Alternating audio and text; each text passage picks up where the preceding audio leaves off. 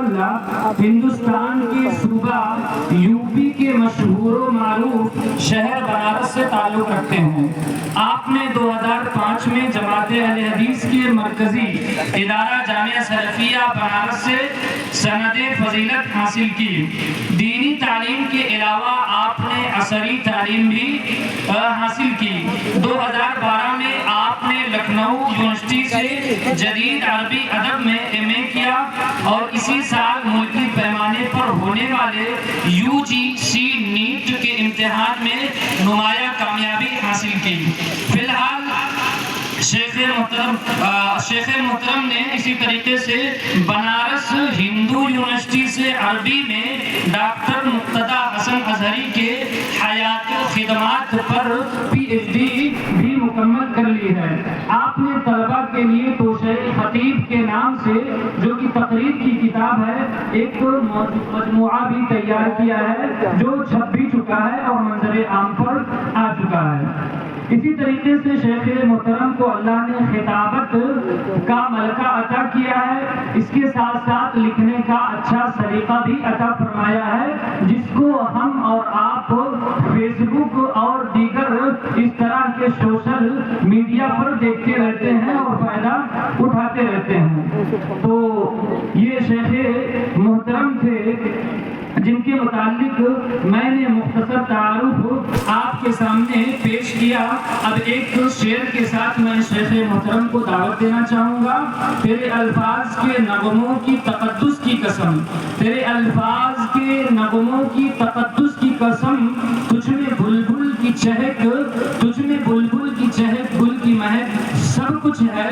شیخ محترم سے گزارش ہے کہ آپ آئیں اور اپنے بیان کے ذریعے سے سامعین کو محظوظ کریں۔ شیخ دائز پر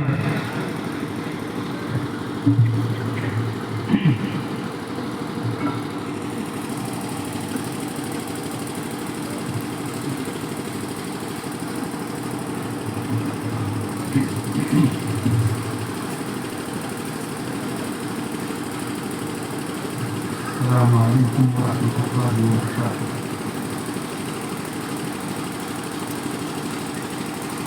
الحمد للہ نحمده ونستعینه ونستغفره ونعوذ باللہ من شرور انفسنا ومن سیئات اعمالنا، من يهده الله فلا مضل له ومن يضلل فلا هادي له، وأشهد أن لا إله إلا الله وحده لا شريك له، وأشهد أن محمدا عبده ورسوله۔ يا أيها الذين آمنوا اتقوا الله حق تقاته ولا تموتن إلا وأنتم مسلمون۔ يا أيها الناس اتقوا ربكم الذي خلقكم من نفس واحدة وخلق منها زوجها وبث منهما رجالا كثيرا ونساء، واتقوا الله الذي تساءلون به والأرحام إن الله كان عليكم رقيبا۔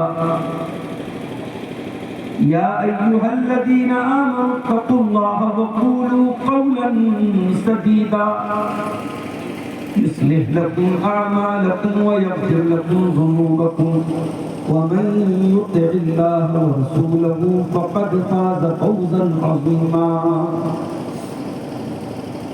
أما بعد، فإن خير الحديث كتاب الله، وخير الهدي هدي محمد صلى الله عليه وسلم، وشر الأمور محدثاتها، وكل محدثة بدعة، وكل بدعة ضلالة، وكل ضلالة في النار۔ أعوذ بالله من الشيطان الرجيم، بسم الله الرحمن الرحيم۔ للرجال نصيب مما ترك الوالدان والأقربون وللنساء نصيب مما ترك الوالدان والأقربون مما قل منه أو كثر نصيبا مفروضا. صدر محترم، علماء کرام، محترم بزرگوں، نوجوان ساتھیوں، ماں اور بہنوں، پیارے بچوں، پریوار نارائن پور کا یہ سالانہ پروگرام ہر سال کی طرح اس سال بھی آج بتاریخ 9 نومبر 2024 کو اللہ کی توفیق سے منعقد ہوا. ہر سال کے مقابلے میں مجھے ایسا محسوس ہو رہا ہے کہ آج کے پروگرام کی ترتیب تھوڑی سی تاخیر والی ہو گئی. گھڑی میں 12 بجنے والے ہیں، پروگرام اب تک ختم ہو جانا چاہیے. موسم میں تھوڑی بہت ٹھنڈک بھی ہم اور آپ محسوس کرنا شروع کر چکے ہیں. مجھے موضوع ملا ہے وراثت کی تاکید اور حق تلفی کی سزا. اس سے پہلے کہ میں اپنے اصل موضوع پر آؤں، ایک بنیادی بات اپنے دماغ میں بٹھا لی. اللہ تعالیٰ نے انسان کے دل میں مال کی محبت ڈالی.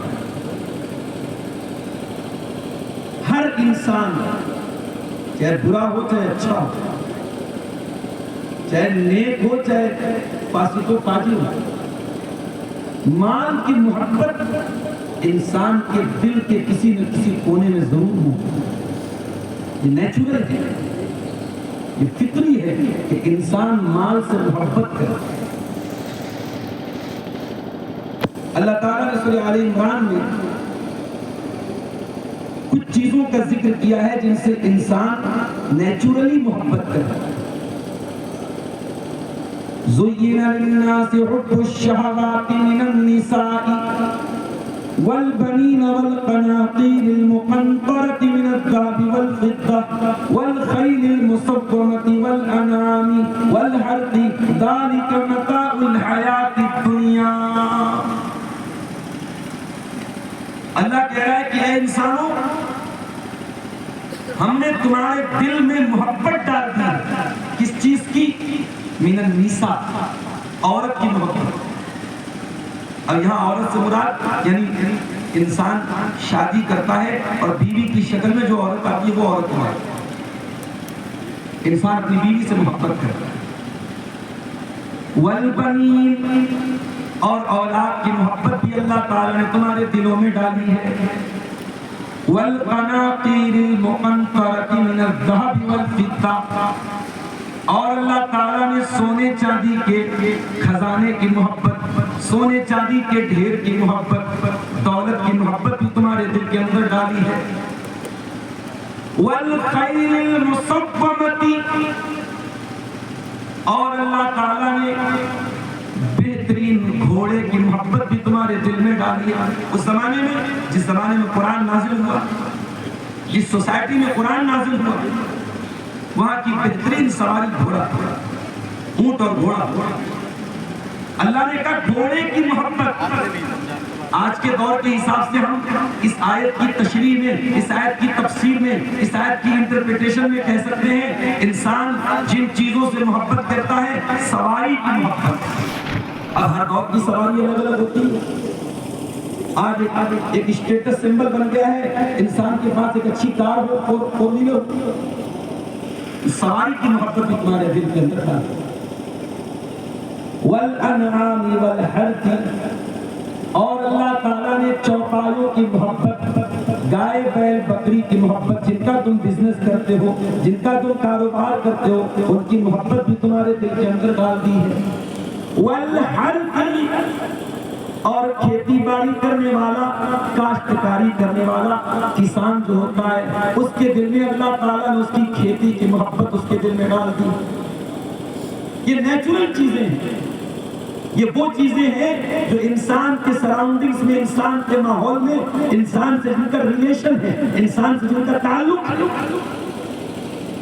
بیوی ہے، اولاد ہے، دولت ہے، سواری ہے، کھیتی باڑی ہے، ان تمام چیزوں کا ذکر کرنے کے بعد اللہ نے فرمایا ذالک متاع الحیات الدنیا، اے میرے بندو، یہ اولاد، یہ بیوی، یہ بچے، یہ دولت، یہ سونا، یہ چاندی، ذالک متاع الحیات الدنیا، یہ تو دنیا کی زندگی کی دولت ہے، یہ تو دنیا کی زندگی کا سامان ہے، واللہ عندہ حسن المآب، بہترین ٹھکانہ تو اللہ کے پاس۔ اس بیوی کے چکر میں، اس اولاد کے چکر میں، اس دھن دولت کے چکر میں اپنی آخرت کو برباد مت کرنا۔ یہ بیوی تمہاری زندگی میں کام آئے گی، یہ بچے تمہاری زندگی میں کام آئیں گے، یہ دولت تمہاری دنیا کی چند روزہ زندگی میں کام آئے گی۔ اس دولت کے لیے، اس زمین و جائیداد کے لیے، اس دنیا کی پراپرٹی کے لیے اپنی آخرت کو داؤ پر مت لگانا، اپنی آخرت کو تباہ و برباد مت کرنا۔ کیا پتہ چلا؟ پتہ یہ چلا کہ مال کی محبت تو نیچرل ہے، مگر مال کی محبت کے چکر میں اگر کوئی آخرت کو بھول جائے، مال کمانے کے چکر میں حلال و حرام کو بھول جائے، تو یہ بہت گھاٹے کا سودا ہے اور انسان کی آخرت کو تباہ و برباد کرتا ہے۔ اسی لیے اللہ کے پیارے نبی فرماتے ہیں لِكُلِّ أُمَّةٍ فِتْنَةٌ وَفِتْنَةُ أُمَّتِي الْمَالِ، ہر امت کا ایک فتنہ ہوگا اور میری امت کا فتنہ مال ہوگا۔ میری امت کے لوگ مال کے چکر میں، دولت کے چکر میں، دولت کے چکر میں، زمین و جائیداد کے چکر میں بہت سارے فتنوں میں پڑ جائیں گے، بہت سارے غلط راستے اپنانے لگیں گے۔ ایک دوسری حدیث میں اللہ کے نبی فرماتے ہیں یاتی علی الناس زمان لا یبالی المرء من این اخذ المال، ایک زمانہ ایسا آنے والا ہے جب انسان مال کمانے کے چکر میں اس بات کی چنتا کرنا چھوڑ دے گا، اس بات کی فکر کرنا چھوڑ دے گا کہ مال کہاں سے کما رہا ہے، حلال طریقے سے کما رہا ہے، حرام طریقے سے کما رہا ہے۔ کہتے ہیں نا انسان کے لالچ کا گھڑا کبھی رکھا نہیں، انسان کی خواہشات کی کوئی انتہا نہیں، انسان کو سونے کا پہاڑ بھی لا کے دے دو اسے کم پڑ جائے۔ اللہ کے پیارے نبی صلی اللہ علیہ وسلم فرماتے ہیں لو کان لابن آدم وادیان من ذهب، اگر آدم کے بیٹے کے پاس سونے کی دو وادیاں آ جائیں، سونے کے دو پہاڑ آ جائیں، تب بھی انسان کے لالچ کا گھڑا بھرنے والا نہیں ہے۔ لبتغى ثالثا، انسان کو دو مل جائے تو تیسرے کی تمنا کرے گا۔ ولا يملأ فاه الا التراب، اور انسان کے لالچ کا منہ کب بند ہوتا ہے؟ جب انسان قبر کی مٹی میں چلا جائے گا، جب مٹی میں دفن ہو جائے گا، جب قبر میں چلا جائے گا۔ تو یہ جو دولت کمانے کی ہوس ہے یہ اس دن تک چلتی رہتی ہے جس دن ہمارے گھر والے جنازے کی چارپائی پھیلے کے ہم کو قبرستان میں۔ اسی لیے اللہ قرآن کے 30ویں پارے میں فرماتا ہے الہاکم التکاثر حتی زرتم المقابر، اے میرے بندو بہت زیادہ مال کمانے کے چکر میں تم نے اللہ کو بلا دیا ہے، تم نے آخرت کو بلا دیا ہے، تم نے حلال و حرام کو بلا دیا ہے۔ الہاکم التکاثر، اس مال و دولت کو زیادہ سے زیادہ پانے کی طلب میں تم اللہ کو بھول کے بیٹھے ہو۔ حتی زرتم المقابر، کب تک کرو گے؟ ایک دن تو آئے گا قبرستان جاؤ گے اور قبر میں دفن کیے جاؤ گے، اس دن یہ اور حاصل کرنے کی جو ہوس ہے وہ ختم ہو۔ میرے بھائیوں مجھے خوشی ہے پریوار نارائن پور کے اس پروگرام میں بڑے اہم موضوع پر بات کرنے کا آپ نے مجھے موقع دیا۔ یہ ایسا موضوع ہے جس پر بات کم ہوتی ہے، ہم سب جانتے ہیں اس اسلام میں وراثت کے جو احکام ہیں وہ کوئی آپشنل نہیں ہے، کوئی آبجیکٹو نہیں ہے، عمل کرو تو بھی چلے گا، عمل نہ کرو تو بھی چلے گا، ایسا نہیں ہے۔ اسلام میں وراثت کے احکام مینڈیٹری ہے۔ اسلام نے وراثت میں جس کا جو حصہ مقرر کیا ہے اس میں کسی کی لاجک کا دخل نہیں ہے، اس میں ہماری لاجک کا دخل نہیں ہے، اللہ کا بنایا ہوا نظام ہے۔ اور یہ بھی یاد رکھیے، نماز ہم پڑھتے ہیں، کتنا اختلاف ہے نماز کا، کوئی سینے پر ہاتھ باندھ رہا ہے، کوئی ناف کے نیچے ہاتھ باندھ رہا ہے، کوئی بغیر ہاتھ باندھے نماز پڑھ رہا ہے، تراویح کوئی 8 رکعت پڑھ رہا ہے، کوئی 20 رکعت پڑھ رہا ہے، آمین کوئی زور سے بول رہا ہے، کوئی آہستہ بول رہا ہے، کوئی امام کے پیچھے سورہ فاتحہ پڑھ رہا ہے، کوئی نہیں پڑھ رہا ہے۔ اسی دنیا میں نماز میں کتنا اختلاف ہے، مسلمانوں کی الگ الگ جماعتوں میں مسلمانوں کی الگ الگ جماعتوں میں۔ مگر میرا جملہ نوٹ کرو، اگر سب سے کم کسی مسئلے میں اختلاف ہے وہ وراثت کا مسئلہ ہے۔ وراثت کے مسئلے میں کوئی اختلاف، ریئر کسی ایک کہیں کوئی ایک شکل میں اختلاف ہو، وراثت کے احکام میں کوئی اختلاف نہیں۔ سارے مسلک مسلمانوں کے متحد ہیں۔ آپ حنفی ادارے سے فتویٰ لے لیجیے، آپ اہل حدیث ادارے سے فتویٰ لے لیجیے، آپ شافعی مسلک کے ادارے سے فتویٰ لے لیجیے، Islamic thought, school of thought, Islamic جتنے مکاتب فکر ہیں ان سب کے یہاں وراثت میں آپ کو سیم فتویٰ ملے۔ ایسا کیوں ہے؟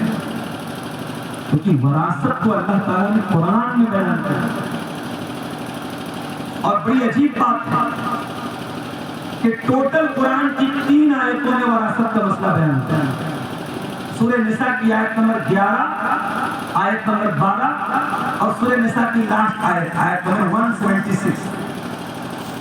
وراثت کی جتنی قسمیں ہیں وہ انہی 3 آیتوں کے اندر گھومتی رہتی ہے، ان 3 آیتوں سے باہر نہیں۔ اچھا، قرآن کریم کا انداز کیا ہے؟ قرآن کریم ان شارٹ بات کرتا ہے۔ قرآن نے کہیں نماز کا ڈیٹیل سے طریقہ پورے ڈسکرپشن کے ساتھ طریقہ نہیں بیان کیا۔ رکوع کا ذکر ہے، سجدے کا ذکر ہے، مگر نماز کے ڈیٹیل طریقہ، تفصیلی طریقہ پورے قرآن میں نہیں۔ قرآن نے زکوٰۃ کا حکم دیا گیا، مگر زکوٰۃ کا نصاب کیا ہے، زکوٰۃ کس کو دینا ہے، کس کو نہیں دینا ہے، اس کی پوری ڈیٹیل قرآن میں تفصیل نہیں ہے۔ حدیثوں میں تفصیل آپ کو ملتی ہے۔ روزے کا حکم ہے، مگر روزہ کے جو چھوٹے چھوٹے مسئلے ہیں قرآن میں وہ نہیں بیان کیا۔ لیکن اللہ تعالیٰ نے وراثت کے مسئلے کو تفصیل کے ساتھ بیان کیا ہے، اور بیان کرنے کے ساتھ ساتھ سورہ نساء کی آیت نمبر 11 اور 12 میں اللہ تعالیٰ نے وراثت کا مسئلہ بیان کیا، اور آیت نمبر 13 اور 14 میں کیا فرمایا؟ ذرا ان دونوں آیتوں کو آپ دیکھیے میرے بھائی۔ اللہ نے حقداروں کا حق بیان کر دیا، اولاد کو کتنا ملنے والا ہے، ماں کو کتنا ملنے والا ہے، باپ کو کتنا ملنے والا ہے، شوہر کو کتنا ملنے والا ہے، بیوی کو کتنا ملنے والا ہے۔ حقداروں کا حق بیان کرنے کے بعد اللہ نے فرمایا تلک حدود اللہ، اے میرے بندو یہ اللہ کا بنایا ہوا قانون ہے، یہ اللہ کی بنائی ہوئی حدیں ہیں۔ وَمَن يُطِعِ اللَّهَ وَرَسُولَهُ يُدْخِلْهُ جَنَّاتٍ تَجْرِي مِن تَحْتِهَا الْأَنْهَارُ خَالِدِينَ فِيهَا أَبَدًا وَذَلِكَ الْفَوْزُ الْعَظِيمُ۔ اے میرے بندو یہ اللہ کا قانون ہے، یہ اللہ بیان کر رہا ہے، اس پر عمل کرو گے تو جنت ملے گی۔ وَمَن يَعْصِ اللَّهَ وَرَسُولَهُ وَيَتَعَدَّ حُدُودَهُ يُدْخِلْهُ نَارًا خَالِدًا فِيهَا وَلَهُ عَذَابٌ مُهِينٌ۔ اور اگر تم نے وراثت کے اس قانون پر عمل نہیں کیا، اللہ کی نافرمانی کی، رسول کی نافرمانی کی، اور اللہ کے بنائے ہوئی بیریکیڈنگ کو توڑا، اللہ کے بنائے ہوئے قانون کو توڑا، تو کان کھول کر کے سنو، جہنم کا دردناک عذاب، جہنم کا ذلیل کر دینے والا عذاب ہم کو سہنا ہے۔ او حاجیو، او نمازیو، او تہجد کرنے والو، ذرا اپنے دل پر ہاتھ رکھ کر کر کے بتاؤ کیا جہنم کی آگ کے عذاب کو تم سہن کر پاؤ گے؟ کیا ہم اور آپ برداشت کر پائیں گے جہنم کی آگ؟ ارے جہنم کی آگ کا عذاب چھوڑ دو، جہنم کی آگ اگر ہمیں ٹچ کر جائے، ہمیں چھو کر کے چلی جائے، اس کی گرمی، اس کی شدت، اس کی تیزی کو ہم برداشت نہیں کر سکتے۔ اللہ ہم سب کی حفاظت کرے۔ بڑا عجیب مسئلہ ہے، انسان نماز کو دین کا حصہ سمجھتا ہے، انسان داڑھی کو دین کا حصہ سمجھتا ہے، انسان اپنے چہرے مہرے کے اعتبار سے دیندار ہے، انسان کے پاس دولت ہے، انسان حج کر رہا ہے، عمرہ کر رہا ہے، اور بہن کا حصہ مار کر کے بیٹھا، بیٹی کا حق نہیں دے رہا ہے، ماما اپنے بھانجوں کا حق نہیں دے رہا ہے، چچا اپنے بھتیجوں کی جائیداد پر پھن مار کر کے بیٹھا ہوا ہے، بھتیجا اپنے چچا کے ساتھ ناانصافی کر رہا ہے، اور ماشاءاللہ بڑے پکے قرآن و حدیث پر چلنے والے اور جلسے اور پروگرام میں پہلی صف میں رہنے والے اور مسجد میں پورے رمضان تراویح کی نماز میں پہلی صف میں رہنے والے اور پوری تراویح پڑھنے والے، یہ دینداری کیسی ہے میرے پیارے؟ اللہ وراثت کا مسئلہ بیان کرنے کے بعد کہہ رہا ہے وَمَن يَعْصِ اللَّهَ وَرَسُولَهُ وَيَتَعَدَّ حُدُودَهُ يُدْخِلْهُ نَارًا خَالِدًا فِيهَا، جو اللہ کی نافرمانی کرے گا، جو رسول کی نافرمانی کرے گا، جو اللہ کے قانون کو توڑے گا، اللہ اس کو جہنم کے اندر ڈالے گا اور ہمیشہ وہ جہنم میں رہے گا۔ یہاں اللہ نے ہمیشہ کا لفظ استعمال کیا، اس آیت کی تفسیر میں صحابہ نے اور سلف نے کہا ہمیشہ تو نہیں رہے گا، اگر موحد ہے توحید پر ہمیشہ تو نہیں رہے گا، مگر لمبے پیریڈ تک، ایک لمبے ٹائم تک، ایک لانگ ٹرم تک وہ جہنم کی آگ میں جائے گا۔ اللہ ہم سب کی حفاظت کرے۔ اسلامی وراثت کے جو احکام ہیں اس کو فرائض بولتے ہیں۔ فرائض کیوں بولتے ہیں؟ کیونکہ اللہ تعالیٰ نے یہ حصے فرض کیے، اللہ نے طے کیے، یہ فکس ہے، اللہ نے فکس کیا ہے، اس میں انسان کا کوئی دخل نہیں۔ اسی لیے اللہ تعالیٰ جب وراثت کا مسئلہ بیان کرتا ہے فرماتا آباؤکم وابناؤکم لا تدرون ایہم اقرب لکم نفعا، اے میرے بندو ہم نے باپ کا حصہ بھی بتا دیا، ہم نے بیٹے کا حصہ بھی بتا دیا، اور تم نہیں جانتے مرنے والے کو باپ سے زیادہ فائدہ ہے یا بیٹے سے زیادہ فائدہ ہے، کون مرنے والے کا کتنا قریبی ہے یہ ہم طے کریں گے، یہ اللہ طے کرے گا، کیونکہ رشتوں کو بنانے والا اللہ ہے۔ جب رشتوں کو بنانے والا اللہ ہے تو رشتہ داروں کا حصہ بھی طے کرنے والا ہے۔ عرب میں کیا ہوتا تھا؟ حصے بٹتے تھے، طاقت کی بیس پر بٹتے تھے۔ مرنے والا مر گیا، 4 بیٹے ہیں، 4 بیٹیاں ہیں، بیٹیوں کو کچھ نہیں ملتا تھا، تو عورت ہے، تو کمزور ہے، تجھے کچھ نہیں ملے گا۔ 4 بیٹے ہیں، بڑے والے بیٹے کو ملے گا، کیوں؟ کہ پاس پاور ہے، طاقت ہے۔ اسلام میں آنے کے بعد ان سارے رسم و رواج کو ختم کیا۔ اگر مرنے والے کے بیوی کے پیٹ میں اگر اس کا بچہ پل رہا ہے، مرنے والے کے مرنے کے بعد وہ جنم لیتا ہے اور اس کا ایک بیٹا 60 سال کا بوڑھا بھی ہے، اسلام کیا کہتا ہے؟ جب مرنے والے کی پراپرٹی کو بانٹا جائے گا، جب جائیداد کو بانٹا جائے گا، جب وراثت کا حصہ لگایا جائے گا تو اس کا 60 سال کا بیٹا، اس کا جو حصہ ہوگا اتنا ہی حصہ اس کے مرنے کے بعد اس کی بیوی کے پیٹ سے پیدا ہونے والے بچے کا ہوگا۔ یہ ہے اسلام، یہ ہے اسلام کا قانون۔ اسلام کا نظام وراثت یہ طاقت کے آدھار پر نہیں بنا ہے، یہ پاور کے آدھار پر بنا ہے۔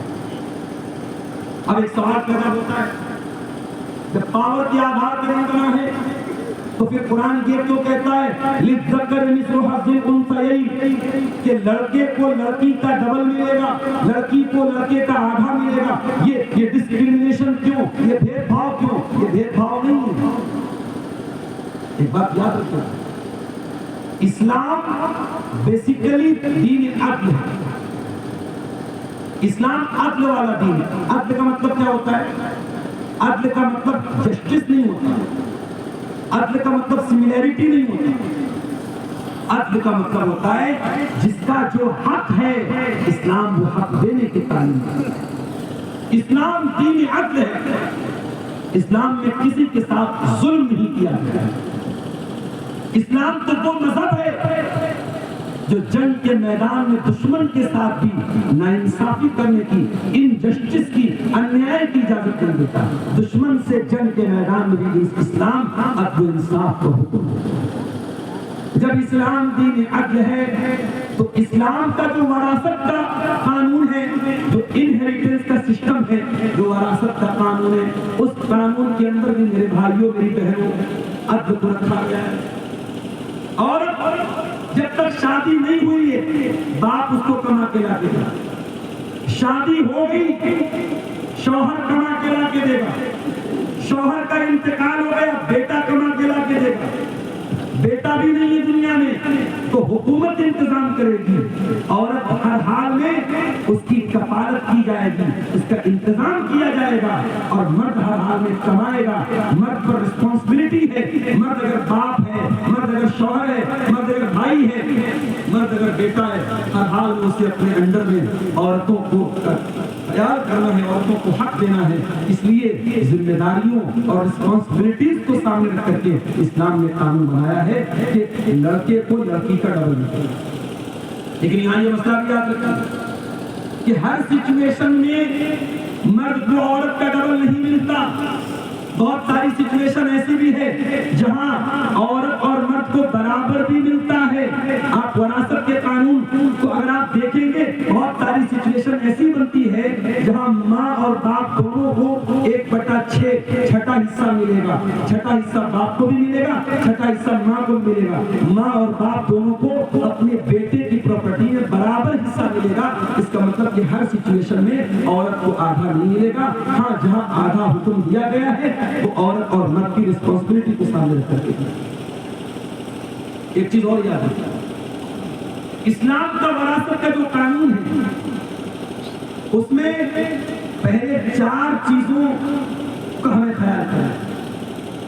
کسی انسان کے مرنے کے بعد ترتیب سے بائی آرڈر ہمیں 4 کام کرنا ہے۔ پہلا کام کیا کرنا ہے؟ انسان کے کفن دفن کا، جنازے کا انتظام کرنا۔ اگر کوئی رشتہ دار کھڑا ہو گیا، اگر میت کے بیٹے نے کہا میں کر دیتا ہوں، میت کے داماد نے کہا میں کر دیتا ہوں، میت کے بھائی نے کہا میں کر دوں، اچھی بات ہے۔ اگر کوئی نہیں کر رہا ہے تو میت کے مال سے، اس کے ترکہ میں سے اس کے کفن دفن کا انتظام، یہ پہلا کام کرنا ہے۔ اس کے بعد دوسرا کام یہ کیا جائے گا، یہ دیکھا جائے گا کہ میت کے اوپر قرضہ کتنا ہے، اس نے کتنا لوگوں سے قرضہ لیا ہے۔ قرضے کا معاملہ بھی ہمارے یہاں بہت خراب ہے۔ قرضہ لے لیا اور قرضہ، جس کا قرضہ ہمارے اوپر ہے، ہمارے پاس اتنی طاقت ہے، کیپیسٹی ہے کہ ہم دے سکتے ہیں مگر ہم نہیں دیتے۔ بڑے بڑے دھوم دھام سے شادیاں ہو رہی ہیں، لاکھوں کروڑوں کی پراپرٹی لوگ کما رہے ہیں اور کسی سے قرضہ لے کر کے بیٹھے ہیں، قرضہ ادا نہیں کر رہے ہیں۔ بہت ہی خطرناک بات ہے میرے بھائیوں۔ اگر قرضہ ادا نہیں کر سکتے تو قرضہ لیا بھی مت کرو، اور قرضہ اگر لیا ہے تو ایمانداری پیدا کرو اور جتنا جلدی ممکن ہو سکے قرضے سے نجات پاؤ۔ اللہ کے پیارے نبی دعائیں کیا کرتے تھے، اللہم انی اعوذ بک من الماتم والمغرم، اے اللہ میں تیری پناہ چاہتا ہوں گناہوں سے، اور میں تیری پناہ چاہتا ہوں قرض سے۔ قرض سے اللہ تیری پناہ مانگتا ہوں۔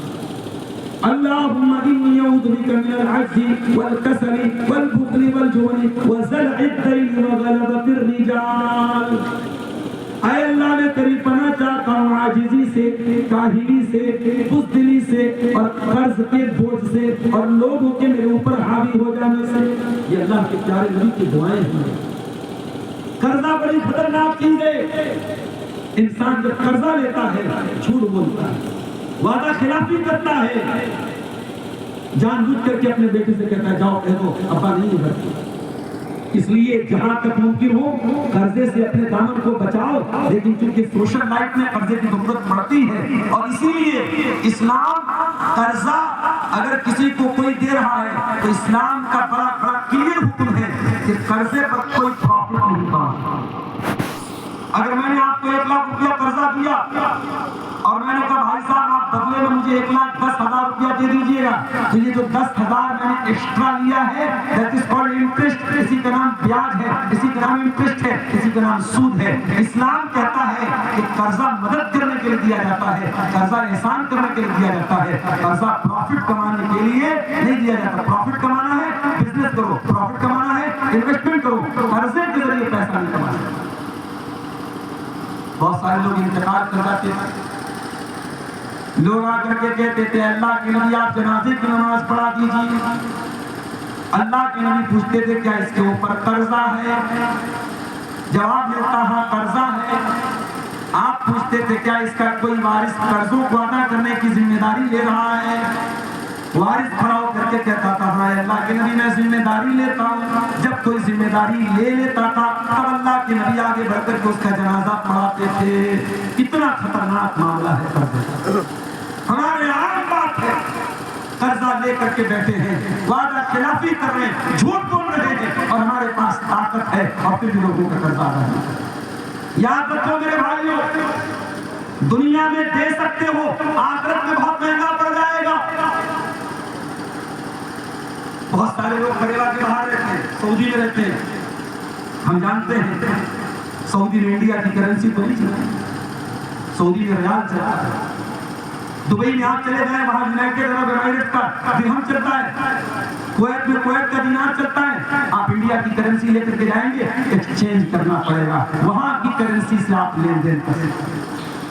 میرے پیارے ساتھیوں، اگر آپ نے دنیا میں کسی کا حق مارا ہے، اگر ہم نے دنیا میں کسی سے قرضہ لیا ہے اور جان بوجھ کر کے ہم وہ قرض ادا نہیں کر رہے ہیں، ہم نے کسی کی زمین پر ناجائز قبضہ کیا ہے، ہم نے کسی کا کسی بھی طریقے کا حق مارا ہے، کل قیامت کا دن ہوگا، اللہ کی عدالت ہوگی، اللہ کی بارگاہ ہوگی، اور معاف کرنا وہاں روپیہ پیسہ کی کرنسی نہیں چلے گی، وہاں زمین و جائیداد کی کرنسی نہیں چلے گی۔ وہاں اگر آپ نے کسی کا پیسہ لیا ہے، ہم نے کسی کا پیسہ لیا ہے، کسی کی زمین کو لیا ہے، کسی کی جائیداد کو لیا ہے، وہاں کی کرنسی یا تو نیکی ہوگی یا تو گناہ ہوگا، یا تو ہماری نیکی اس کو دے دی جائے گی یا اس کا گناہ ہمارے اوپر لگے گا۔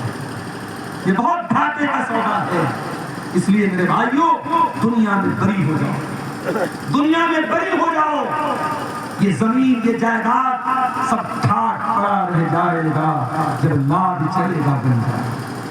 یہ کسی بہن کا حق مار کے اگر ہم بیٹھ گئے، اپنی بیٹیوں کا حق ہم نے نہیں دیا، اور بعض بھائی کیا کہتے اپنی بہن سے، تیری شادی پر اتنا خرچہ میں نے کیا، اتنا سونے کا زیور دیا، جہیز دیا ہم نے، اور آج تو آئی اپنے باپ کی پراپرٹی میں حصہ لے۔ کچھ جگہوں پر لوگ یہ کہتے ہیں نہیں صاحب ہم نہیں دیں گے اپنی بہن کو حصہ، ہمارے باپ دادا کا پشتینی مکان ہے، اس میں غیر خاندان کے لوگ وارث ہو جائیں گے، ہمارے بہنوئی اور ہمارے جو ہے ہماری بہن کے شوہر وہ دوسرے خاندان کے وہ لوگ ہمارے پشتینی مکان کے وارث ہو جائیں گے۔ یہ لاجک تجھے سمجھ میں آئی، اللہ کی سمجھ میں نہیں آئی۔ یہ منطق تجھے سمجھ میں آئی، میرے رب کو سمجھ میں نہیں آئی۔ میرے رب نے قرآن میں کیوں حصہ مقرر کیا، لڑکا اور لڑکی دونوں کا حصہ کیوں؟ اور معاف کرنا، وراثت کے معاملے میں بڑی دھاندلی چلتی ہے۔ باپ مر گیا، کیش کا بٹوارا ہو گیا، سونے چاندی کا بٹوارا ہو گیا، زمین جائیداد کا بٹوارا نہیں ہوا۔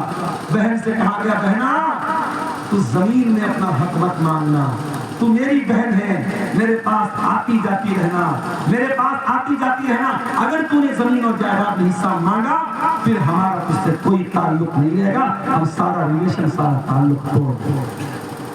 یہ 420 ہی ہے، یہ بے ایمانی ہے، یہ خیانت ہے، اور اپنی بہن کو اس طریقے سے بلیک میل کر کے اس کا حصہ اپنے نام لکھوا لینا۔ میرے پیارے ساتھیوں، اب قرآن دوسری آیت کو دہرائیے، سورہ نساء کی آیت نمبر 14 کو، وَمَن يَعْصِ اللَّهَ وَرَسُولَهُ وَيَتَعَدَّ حُدُودَهُ يُدْخِلْهُ نَارًا خَالِدًا فِيهَا، جو اللہ کی نافرمانی کرے گا، جو رسول کی نافرمانی کرے گا، جو اللہ کے قانون کو توڑے گا، اللہ جہنم کی آگ میں اس کو ڈالے گا۔ اللہ سے ڈرو میرے بھائیو، اللہ سے ڈرو، اس سے تمہارے بیٹے تمہیں برا بھلا کہیں، یہ بہتر ہے اس بات سے کہ جہنم کی آگ ہماری آخرت کو برباد کر دے۔ اس سے بہتر یہ ہے ہمارے بیٹے ہمیں 4 باتیں سنا دے کہ ابا ہماری بہنوں کو بھی ان کا حصہ دینے کی وصیت کرتے رہے۔ اور یہ بھی یاد رکھو، شریعت میں وصیت کا بھی ایک کلوز رکھا گیا، وصیت کا بھی ایک پوائنٹ رکھا گیا۔ دنیا کے دوسرے مذہبوں میں وصیت کے معاملے میں آزاد کر دیا گیا۔ امریکہ میں ایک بہت بڑا امیر آدمی مر گیا، ساری پراپرٹی کس کے حوالے کر گیا؟ اپنے کتے کے نام کر گیا۔ بہت سارے کروڑ پتی لوگ اپنی پوری جائیداد اپنی رکھیل کے نام، اپنی گرل فرینڈ کے نام کر کے جاتے ہیں۔ اسلام کا دامن واہیات باتوں سے پاک ہے۔ اسلام میں وصیت کا سسٹم رکھا گیا، مگر وصیت کے بارے میں 2 کنڈیشن رکھی گئی۔ پہلی کنڈیشن، وصیت وارث کو نہیں ہو سکتی۔ بیٹا وارث ہے، بیوی وارث ہے، ماں وارث ہے، باپ وارث ہے۔ جو وارث ہیں، جن کا شریعت میں باقاعدہ حصہ مقرر ہے، ان کو آپ وصیت نہیں کر سکتے۔ وصیت کس کو کریں گے؟ کسی 3rd پرسن کو کریں گے۔ مان لیجئے کسی نے کوئی بچہ ایڈاپٹ کر لیا، بچے کو گود لے لیا، بچے کو پال لیا۔ اب جس بچے کو پالا ہے وہ بچہ اسلامک انہیریٹنس کے سسٹم کے حساب سے انسان کے مال کا وارث نہیں ہوتا ہے۔ تو اگر انسان کو یہ لگتا ہے کہ میں نے بچے کو گود لیا، میں نے پالا ہے، مجھے اپنی پراپرٹی میں اس کو کچھ دینا چاہیے، تو انسان اس کو وصیت کر سکتا ہے۔ مگر یہ جو وصیت کرے گا اس میں میکسیمم 1/3 کر سکتا ہے، 1/3 سے زیادہ نہیں کر سکتا۔ اگر 3 لاکھ روپیہ چھوڑ کے جا رہا ہے، اگر 3 کروڑ روپیہ چھوڑ کے جا رہا ہے تو 1 کروڑ تک کی وصیت کر کے جا سکتا ہے۔ اگر 3 کروڑ کی بھی کرے گا تو 1 ہی کروڑ اپلیکیبل ہوگا، 3 کروڑ اپلیکیبل نہیں ہوگا۔ 1 کروڑ ہی دیا جائے گا، 3 کروڑ نہیں دیا جائے گا۔ یہ شریعت کا قانون ہے۔ تو پہلا کام کیا کیا جائے گا؟ کفن دفن کا انتظام۔ دوسرا کام قرضے کیا جائے گی۔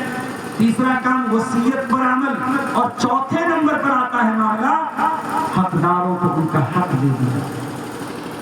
اب بعض لوگ کہتے ہیں مولوی صاحب آج کے زمانے میں بڑا مشکل ہے، بیان کرنا بہت آسان ہے، بہت مشکل ہے۔ 20 سال ہو گئے باپ کے انتقال کے، بھائیوں کا بٹوارا آج تک نہیں ہو سکا، بہنوں کا بٹوارا آج تک نہیں ہو سکا، پینڈنگ میں چل رہا ہے۔ میں کہتا ہوں دل صاف ہو، نیت صاف ہو، اور دل میں اللہ کا ڈر ہو تو آج باپ مرا ہے، کل بھائی لوگ بیٹھ کر بٹوارا کریں۔ اور میں ایک ایگزامپل دے دوں آپ کو، ایک لائیو ایگزامپل آپ کو دے دوں۔ ہماری جماعت کے بہت بڑے عالم ہیں، بہت مشہور عالم ہیں، اور خاص طور سے علماء کو لوگ کھوتے ہیں کہ بھائی علماء کو بیان کرتے ہیں، علماء خود عمل نہیں کرتے، مگر عمل کرنے والے علماء بھی الحمدللہ موجود ہیں۔ ممبئی کے اندر ایک عالم دین ہے، بہت بڑا ادارہ چلاتے، ان کا نام ہے ڈاکٹر عبید الرحمان مدنی، رہنے والے کہاں کے؟ سدھارتھ نگر۔ ڈاکٹر عبید الرحمان مدنی کے والد کا انتقال ہوا، بڑے عالم ہیں، جامعہ سلفیہ بنارس سے پڑھا، پھر مدینہ جا کر کے وہاں سے انہوں نے PhD کی حدیث میں اور معنی میں۔ ان کے والد کا انتقال ہوا، آج مٹی ہوئی، آج کفن دفن ہوا، آج تجہیز و تکفین ہوئی۔ اگلے دن شام کو سارے بھائی بہنوں کو اکٹھا کیا، کہا دیکھو شریعت کا حکم ہے کہ میت کے مرنے کے بعد جتنا جلدی ممکن ہو سکے اس کے ترکے کا بٹوارا کر لیا جائے، بھائی بہنوں کے ساتھ مل کر کے جس کا جو حق تھا اس کو۔ یہ ٹرانسپیرنسی، یہ ایمانداری اگر پیدا ہو جائے میرے بھائی، واللہ گھروں میں برکتیں پیدا ہوں گی، گھروں میں سکون آ جائے گا۔ یہ گھروں میں آج بلڈنگیں شاندار ہیں، گھروں میں ماربل بچھے ہیں، گھروں میں ڈیکوریشن کی کمی نہیں، گھروں میں دولت کی کمی نہیں، مگر سکون کیوں چھن گیا, رشتوں کی برکت کیوں چھن گئی, یہ باپ بیٹے میں تکرار کیوں ہے, یہ بھائی بھائی میں جھگڑا کیوں ہے, یہ پڑوسی پڑوسی میں دشمنی کیوں ہے؟ کیونکہ ہم نے اللہ کے قانون وراثت کو توڑا ہے, ہم اس کو پورا نہیں کر رہے ہیں, ہم منمانی کر رہے ہیں. اور ایک بات اور یاد رکھنا, اگر دنیا میں کسی کی زمین و جائیداد کو ناجائز طریقے سے کوئی ہڑپ لیتا ہے, آخرت میں اس کو دینا پڑے گا. کیسے دے گا؟ آئیے حدیث آپ کی سناتے ہیں. اللہ کے پیارے نبی فرماتے ہیں من اقتطع حق امرئ مسلم قطعۃ شبر, اگر کوئی ایک بالش, یہ ایک ہاتھ کے پنجے کا جو ناپ ہوتا ہے اس کو بالش بولتے ہیں, اگر کوئی ایک بالش کسی کی زمین پر ناجائز قبضہ کر لے سب اردین یوم القیامہ, تو قیامت کے دن 7 زمینوں کا توق اس کی گردن میں ڈالا جائے گا. اللہ, 7 زمین, اتنی بڑی زمین ہے, ایسی 7 زمین اس کی گردن میں توق بنا کر کے عذاب کی توق میں ڈالا جائے گا. اتنی زمین ہڑپ کرنے والا, اتنی زمین پر ناجائز قبضہ. اللہ کے پیارے نبی فرماتے ہیں لعن اللہ من غیر منار الارض, جو کسی کی زمین پر ناجائز قبضہ کر لے, کسی کی زمین کی باؤنڈری کا نشان مٹا دے, کسی کے کھیت کا, کسی کے گھر کا نشان مٹا دے, اس کی زمین پر ناجائز قبضہ کر لے, ایسے انسان پر اللہ کی لعنت برستی ہے. وہ حاجی صاحب ہو جائے, وہ عمرہ کرنے والا ہو جائے, وہ لمبی داڑھی رکھنے والا ہو جائے, اس کے ماتھے پر سجدے کا نشان آ جائے, تب بھی اللہ کی لعنت برستی رہے گی, اللہ کی پھٹکار برستی رہے گی اس کے اوپر. میرے بھائیوں, اس مسئلے کو اتنا ایزی مت لو, اتنا آسان. کبھی کبھی ایسا بھی ہوتا ہے عدالت میں مسئلے کو لے کے جاتے ہیں. اسلام تو وہ دین ہے جو یہ کہتا ہے کہ اگر تمہارا حق ہے, تمہیں پتا ہے یہ چیز میری ہے, اس پر حق میرا ہے, سامنے والا مجھ سے بحث کر رہا ہے, جھگڑا کر رہا ہے, اسلام کہتا ہے چھوڑ دو اپنا حق, اپنا حق چھوڑ دو, جھگڑا ختم کر دو, تمہیں جنت لے لے. اللہ کے پیارے نبی فرماتے ہیں انا ذئیب ببیت فی ربض الجنہ, میں جنت کے کنارے ایک مکان کی گارنٹی لیتا ہوں اس انسان کے لیے من ترک المراء وان کان محبا, جو حق پر رہنے کے باوجود اپنا حق چھوڑ دے. یہ حق کیا ہے میرے بھائی, یہ زمین کیا ہے, یہ جائیداد کیا ہے؟ کوئی ہماری زمین کو ناجائز لے لے, آج لے لے گا, کل وہ پچھتائے گا, کل قیامت کے دن وہ پچھتائے گا. اس لیے جھگڑے کو ختم کر کے اگر اپنا حق ہم چھوڑ دیں, اللہ کے پیارے نبی کو جنت کی خوشخبری سنا. اور کبھی ایسا بھی ہوتا ہے انسان کو معلوم ہے زمین اس کی نہیں ہے, پڑوسی صحیح بول رہا ہے, چچا کو پتا ہے کہ زمین میرے بھتیجوں کی ہے, میں ناجائز قبضہ کر کے بیٹھا ہوں, مگر چچا کو پتا ہے میرے پاس پاور ہے, بڑے بڑے نیتاؤں سے میرا تعلق ہے, منسٹر سے میرا تعلق ہے, ودھائک سے میرا تعلق ہے, سانسد سے میرا تعلق ہے. عدالت میں مسئلہ جائے گا, میں جیت جاؤں گا, میرا بھتیجا ہار جائے گا, میرا بھائی ہار جائے گا, میری بہن ہار جائے گی. اگر اپنے مسئلے کو عدالت میں لے کر کے جاتے ہو اور مقصد کسی کے مال کو ہڑپنا ہے, اور قرآن کیا کہتا ہے وَلَا تَأْكُلُوا أَمْوَالَكُمْ بَيْنَكُمْ بِالْبَاطِلِ, اے لوگو ایک دوسرے کا مال ناجائز طریقے سے مت کھاؤ. وَتُدْلُوا بِهَا إِلَى الْحُكَّامِ لِتَأْكُلُوا فَرِيقًا مِّنْ أَمْوَالِ النَّاسِ بِالْإِثْمِ وَأَنْتُمْ تَعْلَمُونَ. اپنے معاملے کو عدالت میں مت لے کے جاؤ, اگر مقصد تمہارا ناجائز طریقے سے مال کھانا ہے, اپنے مسئلے کو عدالت میں مت لے جاؤ. اللہ کے پیارے نبی اپنے بارے میں کہتے ہیں, بخاری کی روایت ہے, انما انا بشر, میں ایک انسان ہوں, میں ایک انسان ہوں, اور تم لوگ میرے پاس اپنا اپنا معاملہ لے کر کے آتے ہو. اور ہو سکتا ہے ایک انسان اپنی دلیل کے معاملے میں, بات چیت کے معاملے میں اپنے بھائی سے زیادہ چکنا چپڑا ہوگا, اس کی باتیں سن کر کے میں اس کے حق میں فیصلہ کروں, جبکہ حق کسی اور کا تھا, زمین کسی اور کی تھی, جائیداد کسی اور کی تھی. وَمَنْ قَطَعْتُ لَهُ بِحَقِّ أَخِيهِ فَإِنَّمَا أَقْطَعُ لَهُ قِطْعَةً مِّنَ النَّارِ. اگر میں کسی کی چکنی چپڑی بات کو سن کر اگر میں اس کے حق میں فیصلہ کر دیتا ہوں, تو اے میرے صحابہ, اے ایمان والوں, کان کھول کر کے سن لو، میں زمین نہیں دے رہا ہوں، میں جہنم کی آگ کا ٹکڑا دے رہا ہوں۔ اللہ، کیا کوئی گوارا کرے گا کہ جہنم کی آگ کا ٹکڑا اس سے ملے؟ یہ زمین و جائیداد جہنم کی آگ کا ٹکڑا بن جائیں گے۔ حقوق العباد کے معاملے میں اللہ سے ڈرو۔ اگر وراثت میں کسی کا حق ہے اور ہم نے نہیں دیا ہے، اور قیامت میں ہماری بہن نے مانگ لیا، ہماری بیٹی نے مانگ لیا، ہمارے چچا نے مانگ لیا، اور وہاں ہمیں دینا پڑے گا تو بہت پچھتانے کے قائم ہوگا۔ اسی لیے اللہ کے پیارے نبی فرماتے ہیں لَتُؤَدُّنَّ الْحُقُوقَ إِلَىٰ أَهْلِهَا، او لوگوں تم دنیا میں لوگوں کا حق ان کو دے دیا کرو، اگر نہیں دو گے تو قیامت کے دن تم کو دینا پڑے گا۔ حَتَّى يُقَادَ لِلشَّاةِ الْجَلْحَاءِ مِنَ الشَّاةِ الْقَرْنَاءِ، یہاں تک کہ قیامت کے دن اگر بغیر سینگ والی بکری کو سینگ والی بکری نے مارا ہے، ظلم کیا ہے، تو اس بغیر سینگ والی بکری کو بھی انصاف ملے گا اور سینگ والی بکری سے قصاص لیا جائے گا۔ یہ تو جانور کا معاملہ ہے، ہم تو انسان ہیں، ہمیں تو اللہ تعالیٰ نے شعور دیا ہے، ہمارے پاس سوچنے سمجھنے کی صلاحیت ہے۔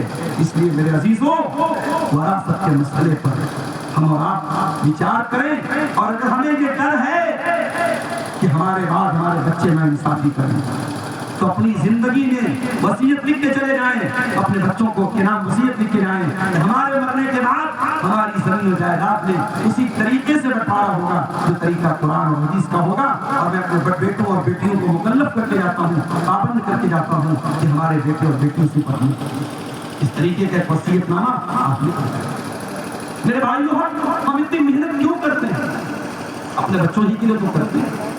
دن رات انسان کھٹتا ہے، کوئی سعودی میں جا کے کام کر رہا ہے، کوئی دبئی میں جا کے کام کر رہا ہے، کوئی 8-8 10-10 گھنٹے محنت کر رہا ہے، کس کے لیے؟ اپنی فیملی کے لیے، اپنے پریوار کے لیے، اپنے بچوں کے لیے۔ اگر ہمارے بعد ہمارے بچے غلط ٹریک پہ چلے جائیں، کسی کے ساتھ ناانصافی کریں، تو میرے بھائیوں پھر ایسی زمین اور جائیداد بنانا چاہیے۔ اور یہ بھی آپ ایک آخری مسئلہ بیان کر کے بات کرتا ہوں۔ ایک بڑا بنیادی مسئلہ چل رہا ہے، یتیم پوتے کا مسئلہ۔ باپ کی زندگی میں بیٹے کا انتقال ہو گیا، اب شریعت کا قانون کیا ہے؟ اگر باپ کی زندگی میں بیٹے کا انتقال ہو گیا اور باپ کے اور بھی بیٹے ہیں تو شریعت کا قانون یہ ہے کہ اعلیٰ کی موجودگی میں ادنا وارث نہیں ہوگا، بیٹے کی موجودگی میں پوتا وارث نہیں ہوگا، بیٹی کی موجودگی میں نواسا وارث نہیں ہوگا۔ یہ شریعت کا قانون ہے۔ اب ظاہر ہے کسی کے ساتھ بھی مس ہیپننگ ہو سکتی ہے، کوئی حادثہ ہو گیا، کوئی ایکسیڈنٹ ہو گیا، کوئی بڑی بیماری ہو گئی اور باپ کی زندگی میں جوان بیٹا مر گیا، اب اس کے چھوٹے چھوٹے بچے۔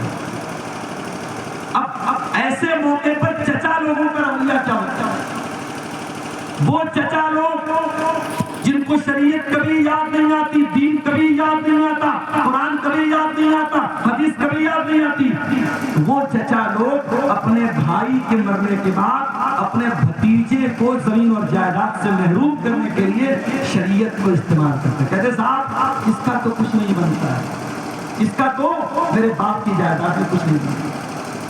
میرے پیارے ساتھیوں، ٹھیک ہے قانون اپنی جگہ ہوتا ہے، اسلامی شریعت کا قانون تو نہیں کہتا ہے کہ باپ کے مرنے کے بعد اگر باپ کی زندگی میں بیٹا مر جائے اور دوسرے بیٹے موجود ہیں تو اس یتیم پوتے کو دادا کی جائیداد میں ڈائریکٹ کوئی حصہ نہیں ملے گا۔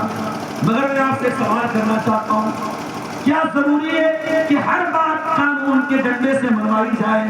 ارے انسانیت بھی تو کوئی چیز ہوتی ہے، اخلاق بھی تو کوئی چیز ہوتی ہے۔ او لوگوں، تمہارے سینے کا دل کہاں چلا گیا؟ وہ سینے کا دل کیا پتھر ہو چکا ہے؟ اپنے یتیم پوتوں کو، اپنے بھائی کے بیٹوں کو یہ جاننے کے باوجود کہ ان کا کوئی قصور نہیں ہے، ان کی کوئی غلطی نہیں ہے، تم شریعت کو استعمال کرتے ہو اور کہتے ہو کہ ان بچوں کا کچھ نہیں بنتا ہے۔ اسی لیے قرآن کہتا ہے وَلْيَخْشَ الَّذِينَ لَوْ تَرَكُوا مِنْ خَلْفِهِمْ ذُرِّيَّةً ضِعَافًا خَافُوا عَلَيْهِمْ فَلْيَتَّقُوا اللَّهَ وَلْيَقُولُوا قَوْلًا سَدِيدًا۔ وہ لوگوں، تم مرنے والے کی جگہ اپنے آپ کو رکھ کے سوچو، تمہارے چھوٹے چھوٹے بچے ہوتے اور ان کو ان کے حق سے محروم کر دیا جاتا تو تمہیں کیسا لگتا؟ یہ ہماری انسانیت کا امتحان ہے، یہ ہماری دینداری کا امتحان ہے۔ اگر ہمارے سینے میں پتھر نہیں انسان کا دل دھڑکتا ہوگا، ہم خود اپنے باپ سے کہیں گے ابا ٹھیک ہے شریعت میں ہمارے یتیم بھتیجے کا حق نہیں بنتا ہے، مگر ہمارے بھائی کے انتقال کے بعد یہ بچے یتیم ہو گئے ہیں، ہم ان کو سر کے ہاتھ نہیں پھیریں گے تو کون پھیرے گا؟ ابا کو ہم مکلف کرتے ہیں، دادا کو مکلف کرتے ہیں کہ آپ اپنے یتیم پوتوں کو بھی اتنا ہی حصہ دیجیے جتنا اور بچوں کو آپ دے رہے ہیں، تاکہ ان کے ساتھ کسی کی ناانصافی نہ ہو۔ یہ انسانیت کا امتحان ہے کہ حسن سلوک کریں۔ اور ایسے موقع پر دادا کی ذمہ داری ہے کہ دادا جب یہ دیکھے کہ میرے یتیم پوتے بے گھر ہو جائیں گے، بے سہارا ہو جائیں گے، تو شریعت میں جو وصیت کا کلاس رکھا گیا ہے، جو وصیت کی ٹرم رکھی گئی ہے، جو وصیت کا سسٹم رکھا گیا ہے، اس سسٹم کو یوز کرے اور دادا اپنے پراپرٹی کا 1/3 حصہ یعنی میکسیمم 1/3 حصہ اپنے یتیم پوتے کو لکھ کر کے جائے تاکہ اس کے ساتھ نہ آئے۔ اس لیے میرے بھائیوں آپ سے گزارش کروں گا کہ وراثت کے مسائل میں ہم تھوڑی سی توجہ دیں اور کوشش کریں کہ زندگی میں بری ہو جائیں، زندگی میں بری ہو جائیں۔ اگر ہمارے باپ کا مسئلہ ہے، باپ دنیا میں نہیں ہے، ہماری بہنیں موجود ہیں، بہنوں کو بلائیں اور بہنوں کو ان کا حق دے دیں۔ بہنوں پر کوئی پریشر ڈال کر کے بلیک میل کر کے ان کا حق ان کو ان کے حق سے محروم کر دینا میرے پیارے ساتھی جو بہت ہی غلط راستہ ہے اور ہمیں آخرت میں اس پر پچھتانا پڑ سکتا ہے۔ یہ چند باتیں اسلامی قانون وراثت کے تعلق سے آپ کے سامنے رکھی ہیں۔ رات کافی ہو چکی ہے اور مسلسل کئی راتوں سے میں جاگ رہا ہوں۔ کل بھی دلی کا سفر ہے، ہماری جماعت کی آل انڈیا حدیث کانفرنس بھی ہو رہی ہے۔ آپ کے پریوا اور نال گوپال کے کئی علماء وہاں گئے ہیں، دعا کیجیے اللہ تعالیٰ ہم سب کو کہنے سننے سے زیادہ عمل کی توفیق عطا فرمائے۔ اور یہ جو تنظیم ہے، یہ جو پریوا سوشل ویلفیئر ٹرسٹ کے نام سے جو یہاں پہ ٹرسٹ چلتا ہے، اور اسی ٹرسٹ کے اندر میں ہر سال یہ پروگرام ہوتا ہے اور بہت خوشی کی بات ہے کہ اس ٹرسٹ کے اندر میں مختلف قسم کے ویلفیئر کے کام اور لوگوں کی بھلائی کے کام ہو رہے ہیں۔ ہم دعا کرتے ہیں اللہ تعالیٰ اس ٹرسٹ سے ہمارے جو بھائی جڑے ہیں اللہ ان کی کوششوں میں مزید برکت عطا فرمائے۔ اللہ تعالیٰ ان کو نیکی کے کاموں میں بڑھ چڑھ کر کے حصہ لینے کی توفیق۔ اللہ تعالیٰ ہمارے بھائیوں کی کوشش کو قبول فرمائے۔ اور اسی طریقے سے میں نے دیکھا کہ ابھی جو بچیاں ہماری ماشاءاللہ 12th میں یا ہائی اسکول میں جنہوں نے ٹاپ کیا تھا، بہت ضروری ہے ہمارے بچے اگر اعلیٰ تعلیم حاصل کر رہے ہیں ان کی حوصلہ افزائی بہت ضروری ہے۔ اور مجھے یہ بھی اچھا لگا کہ جو بچیاں ہیں جو جوان ہو چکی ہیں، بالغ ہو چکی ہیں، ڈائریکٹ ان کو نہیں بلایا گیا، ان کے گارجین کو بلا کر کے یہ چیز دی گئی۔ یہ ہمارے اسٹیج کے اندر یہ چیز ہونی چاہیے۔ ہمارا اسٹیج قرآن و حدیث کا اسٹیج ہے، ہمارے اسٹیج پر کوئی ایسا کام کبھی نہ ہو کہ لوگوں کو انگلی اٹھانے کا موقع ملے۔ میں بہت بہت مبارکباد دیتا ہوں اس ٹرسٹ سے جو لوگ ہمارے جڑے ہیں، اور میں دعا کرتا ہوں کہ آئندہ بھی پریوا کی اس بستی میں اس ٹرسٹ کے انڈر میں اور اچھے کام ہو اور بڑے پیمانے پر کام ہو اور تعلیم کا کام ہو، دعوت و تبلیغ کا کام ہو۔ میں یہ بھی کہنا چاہوں گا سال میں ایک بار جلسہ کرا لینے سے دعوت و تبلیغ کا حق ادا نہیں ہوتا ہے۔ بیچ بیچ میں بھی آپ مقامی بیسس پر علماء کو بلائیے، لوکل بیسس پر علماء کو بلائیے اور گھروں میں عالمات کو بلائیے، عورتوں کے بیچ میں کچھ پروگرام کرائیے۔ بہت ساری ہماری عورتیں دین سے دور ہو رہی ہیں۔ ابھی کل میں پٹنہ سے بنارس جا رہا تھا اور ایک الہ آباد کی فیملی تھی، تمام عورتیں تھیں اور ایسا لگ رہا تھا بہت ایلیٹ کلاس سے ان کا تعلق، بہت رائل فیملی سے ان کا تعلق ہے۔ تمام بڑی بڑی عورتیں تھیں، کسی شادی میں گئی تھی، وہ الہ آباد ہی آ رہی تھی اور میں نے دیکھا کہ ٹرین پہ وہ بغیر پردے کے بے نقاب وہ جا رہی ہیں۔ اور یہ یعنی ایک سماج کا بڑا طبقہ جو 4 پیسے کیا کما لیتا ہے، اس کو یہ لگتا ہے کہ ہمارے گھر کی عورتیں اگر نقاب پہنیں گی تو یہ ہماری ترقی کے خلاف ہو جائے گا، یہ ماڈرنائزیشن کے خلاف ہو جائے گا۔ آج بڑی تعداد میں مسلمان عورتیں اور مسلمان لڑکیاں بے پردگی کی لعنت کا شکار ہیں۔ میرے بھائیوں، پریوا میں آپ کو ماحول بھی پیدا کرنا ہے کہ یہاں پردے کا ماحول ہو، یہاں شرم و حیا کا ماحول ہو، یہاں دینداری کا ماحول ہو۔ ہم اللہ سے دعا کرتے ہیں رب العالمین ہمیں اپنے دین پر چلنے والا بنا دے، ہمیں شریعت کے تمام مسائل کے ساتھ ساتھ وراثت کے مسائل میں بھی قرآن و حدیث پر چلنے والا بنا دے۔ اور اگر کہیں ہم سے کوئی حقدرفی ہو رہی ہے، کہیں کسی کے ساتھ اگر کوئی ناانصافی ہو رہی ہے، اللہ ہمیں مرنے کے پہلے اور دنیا سے جانے سے پہلے توبہ کرنے کی اور حقدار کو اس کا حق دینے کی ہم سب کو توفیق عطا فرمائے۔ آمین۔ وآخر دعوانا الحمدللہ رب العالمین، والسلام علیکم ورحمۃ اللہ وبرکاتہ۔